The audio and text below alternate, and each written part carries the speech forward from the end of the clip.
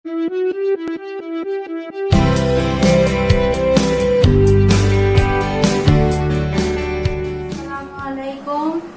শিক্ষার্থীবৃন্দ, তোমরা সবাই ভালো আছো? আমি আল্লাহর রহমতে ভালো আছি। আজকে তোমাদের আমি আলমডাঙ্গা সিদ্দিকে আলিম মাদ্রাসা কর্তৃক আয়োজিত অনলাইন ক্লাসে আজকে তোমাদের দশম শ্রেণীর রসায়ন বিজ্ঞানের ষষ্ঠ অধ্যায়ের কিছু প্রশ্নের সলিউশন তোমাদের করে দেখাবো। তো সেই প্রশ্নটা দেখো, এখানে প্রশ্ন দেওয়া আছে, একটা উদ্দীপক দেওয়া আছে, সেখানে সোডিয়াম হাইড্রোক্সাইড দেওয়া আছে 20 গ্রাম, সালফিউরিক আছে 40 গ্রাম। এখন প্রথম প্রশ্নটা আসছে যে আয়নীকরণ শক্তি কাকে বলে? আয়নীকরণ শক্তি কাকে বলে? তোমরা খাতা কলমে লিখে নাও। আয়নীকরণ শক্তি হচ্ছে গ্যাসীয় বিচ্ছিন্ন এক মোল পরমাণুর প্রত্যেকটির শেষ শক্তি স্তর হতে একটি করে ইলেকট্রন অপসারণ করে এক মোল একক ধনাত্মক চার্জ বিশিষ্ট ক্যাটায়নে পরিণত করতে যে পরিমাণ শক্তি প্রয়োজন হয় সেই শক্তিকে সেই পরমাণুর আয়নীকরণ শক্তি বলে। আবার বলছি যে গ্যাসীয় বিচ্ছিন্ন এক মোল পরমাণুর প্রত্যেকটি শেষ শক্তি স্তর হতে একটি ইলেকট্রন অপসারণ করে এক মোল একক ধনাত্মক আয়নে পরিণত করতে যে পরিমাণ শক্তির প্রয়োজন হয় সেই শক্তিকে সেই পরমাণুর আয়নীকরণ শক্তি বলে। তাহলে তোমরা আয়নীকরণ শক্তি কাকে বলে বুঝতে পারো। এবার 2 নম্বর প্রশ্নে আছে যে ম্যাগনেসিয়াম অপেক্ষা অ্যালুমিনিয়ামের আয়নীকরণ শক্তি কম কেন? ম্যাগনেসিয়াম অপেক্ষা অ্যালুমিনিয়ামের আয়নীকরণ শক্তি কম কেন?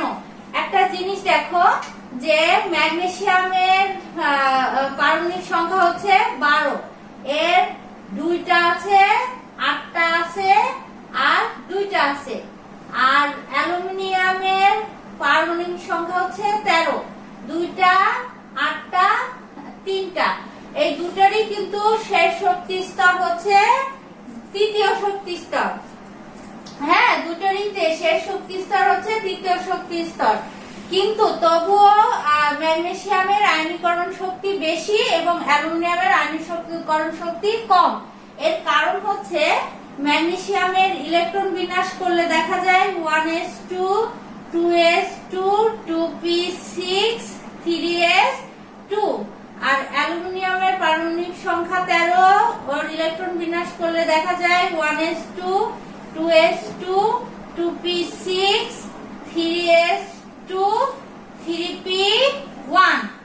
আমরা জানি যে কোনো ক্ষেত্রে যে কোনো পরমাণুর বহিঃস্থিত স্তর যখন অর্ধপূর্ণ অথবা পরিপূর্ণ অবস্থায় থাকে তখন তার শক্তিটা বেশি থাকে। অর্ধপূর্ণ এবং পরিপূর্ণ অবস্থায় আয়নীকরণ শক্তিটা বা যে কোনো শক্তি বেশি থাকে। তো যেমন ধরো ম্যাগনেসিয়ামের ক্ষেত্রে এর বহিঃস্থিত স্তরে আছে 2টা ইলেকট্রন, এস স্তরে আমরা জানি কয়টা ইলেকট্রন থাকার কথা? 2টা। সুতরাং এর 2টা আছে, পূর্ণ আছে। অপরদিকে অ্যালুমিনিয়ামের ক্ষেত্রে এর বহিঃস্থিত স্তর হচ্ছে 3p1, এটা এর অর্ধপূর্ণ পি স্তরে আমরা জানি কয়টা থাকতে হবে? 3টা থাকলে অর্ধপূর্ণ আর 6টা থাকলে পরিপূর্ণ। কিন্তু এখানে আমরা দেখছি যে অর্ধপূর্ণ বা পরিপূর্ণ কোনোটাই নেই, সুতরাং এর ইলেকট্রনটাকে অপসারণ করতে কম শক্তির প্রয়োজন হবে, সহজে এই ইলেকট্রনটা একে ছেড়ে চলে যেতে পারবে। সুতরাং আমরা বলতে পারি যে ম্যাগনেসিয়ামের আয়নীকরণ শক্তি অ্যালুমিনিয়ামের আয়নীকরণ শক্তি অপেক্ষা বেশি, অর্থাৎ magnesium is greater than aluminium. তো প্রিয় শিক্ষার্থীবৃন্দ, এই 3 নাম্বার 2 নম্বর প্রশ্নের সলিউশন তোমাদের বোঝা হলো। এবার আমরা গ নম্বর প্রশ্নে যাব।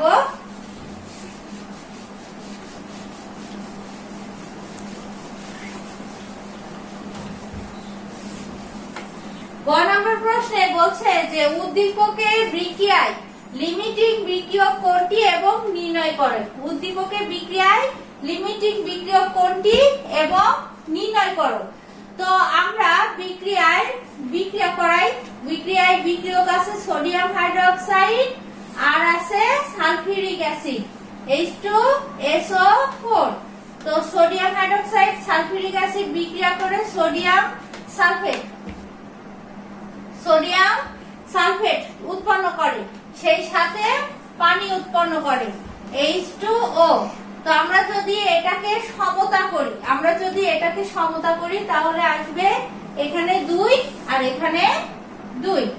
তো এখানে তোমার বলছে বিক্রিয়ক লিমিটিং বিক্রিয়ক কোনটা। এখানে যদি আমরা 2 এবং সোডিয়াম হাইড্রোক্সাইডের পারমাণবিক ভর যোগ করলে আসে 40 আর এটার হচ্ছে 98 গ্রাম।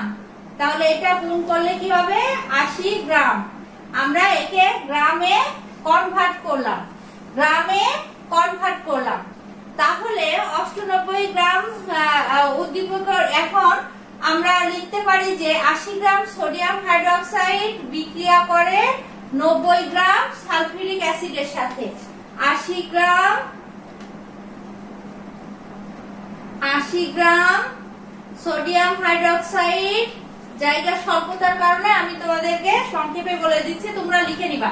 সোডিয়াম হাইড্রোক্সাইড বিক্রিয়া করে 98 গ্রাম সালফিউরিক অ্যাসিডের সাথে H2SO4 এর সাথে। 80 গ্রাম সোডিয়াম হাইড্রোক্সাইড বিক্রিয়া করে 98 গ্রাম সালফিউরিক অ্যাসিডের সাথে। এবার 20 গ্রাম, এখানে আমার কয় গ্রাম আছে 20 গ্রাম সোডিয়াম হাইড্রোক্সাইড। তাহলে 20 গ্রাম সোডিয়াম হাইড্রোক্সাইড বিক্রিয়া করে তোমার 98 গুণ 20/80। এটাকে আমরা ক্যালকুলেশন করলে আমাদের দাঁড়ায় 24.5 গ্রাম। 24.5 গ্রাম সোডিয়াম 5 গ্রাম সালফিউরিক অ্যাসিডের সাথে H2SO4 সালফিউরিক অ্যাসিডের সাথে 98 20 গ্রাম যদি আমরা সোডিয়াম হাইড্রোক্সাইড বিক্রিয়া করাই তাহলে আমার লাগছে 24.5 গ্রাম সালফিউরিক অ্যাসিড, কিন্তু আমার এখানে সালফিউরিক অ্যাসিড আছে 40 গ্রাম। সুতরাং যেই 24.5 gram sodium sulphuric acid sodium হাইড্রোক্সাইডের সাথে বিক্রিয়া করে বিক্রিয়াটি থেমে যাবে, বিক্রিয়াটি আর চলবে না। কারণ আমার 20 গ্রাম যদি সোডিয়াম হাইড্রোক্সাইড দিয়ে আমার সালফিউরিক অ্যাসিড এই 24.5 গ্রামই লাগবে, এর বেশি কিন্তু লাগবে না। বাকি 40 এর থেকে বাকি অংশটা থেকে যাচ্ছে। সুতরাং এখানে লিমিটিং বিক্রিয়ক কোনটা হচ্ছে? লিমিটিং বিক্রিয়ক হচ্ছে সোডিয়াম হাইড্রোক্সাইড। কারণ সোডিয়াম হাইড্রোক্সাইড আর অবশিষ্ট থাকছে না, কিন্তু সালফিউরিক অ্যাসিড অবশিষ্ট থেকে যাচ্ছে। সুতরাং উদ্দীপকের বিক্রিয়ক লিমিটিং বিক্রিয়ক কোনটি? সুতরাং আমরা বলতে পারি যে উদ্দীপকের বিক্রিয়কের সোডিয়াম হাইড্রোক্সাইড হচ্ছে লিমিটিং বিক্রিয়ক। তো এখন তোমাদের আরেকটা উদ্দীপকে কি পরিমাণ লবণ উৎপন্ন হবে হিসাব করে বের করো। আমরা জানি যে এখানে যদি আমরা সোডিয়ামের 2 ইনটু সোডিয়াম হচ্ছে 23 যোগ 32 23 যোগ 32 যোগ 4 গুণ 16। আমরা যদি সোডিয়াম সালফেট আমাদের লবণ সোডিয়াম সালফেট হচ্ছে লবণ, এটাকে যদি আমরা যোগ করি আমাদের যোগ করলে আসছে 142 গ্রাম। 142 গ্রাম।